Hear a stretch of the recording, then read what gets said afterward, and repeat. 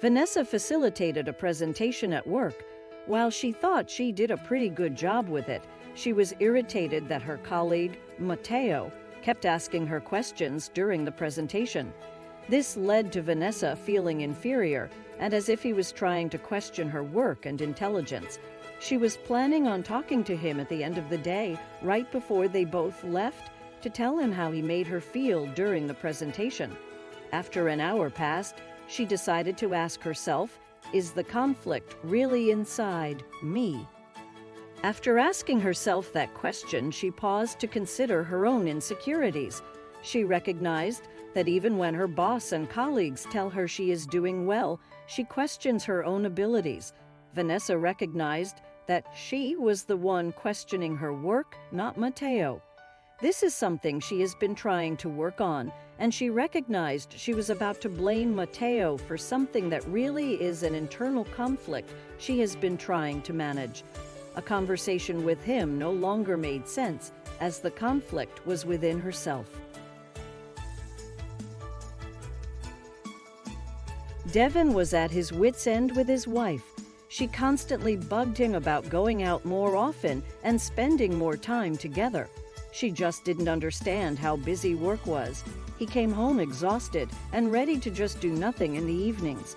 While May worked too, in Devon's estimation, she didn't get it and would be ready to pounce when he came home, asking no less than 5 questions in the first minute of walking in the door. And then, inevitably, came the same question over dinner each night. When can we go on a date? I miss the fun dates we used to have. Devon's typical response was, I want to go on a date, I really do, but I'm just too busy with work. His usual emotion was frustration because he felt like she wasn't hearing him and the same conversation was going nowhere.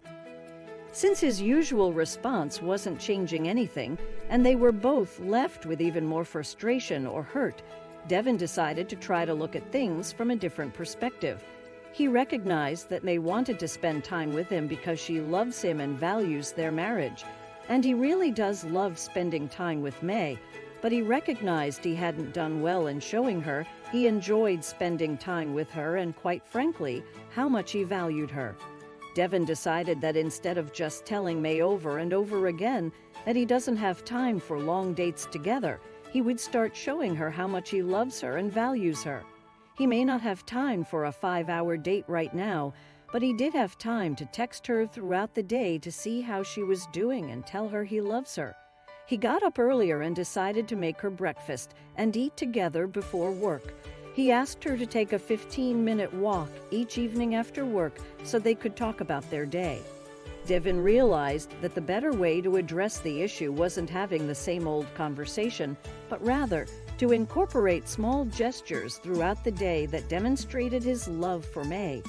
And inevitably, their relationship grew, and their usual evening conflict no longer took place. Sophie really wants to help her sister Gabby become a better mother. She sees little things here and there that can help Gabby do better. Sophie doesn't think her sister is a bad mom. There are lots of things that she does well. However, Sophie knows some of the things she does with her kids would help. Really, what she wants is to change Gabby's parenting style to be just like hers. Gabby happens to think the parenting style that she and her husband have chosen works well, and she's not wanting to change. Sophie knows this, but decides to pursue a conversation with Gabby one afternoon after she didn't put her daughter down for a nap like she suggested. This conversation ended up being a disaster. Sophie's purpose was to change her sister's parenting choices to be more like hers. We can't change other people. She didn't have a purpose that made sense. Sophie already knew that Gabby wasn't interested in changing her parenting style, yet she pursued the conversation to try anyway. The outcome was hurt and frustration on behalf of both sisters. In fact, Gabby asked Sophie to leave. Sophie went home and considered the outcome.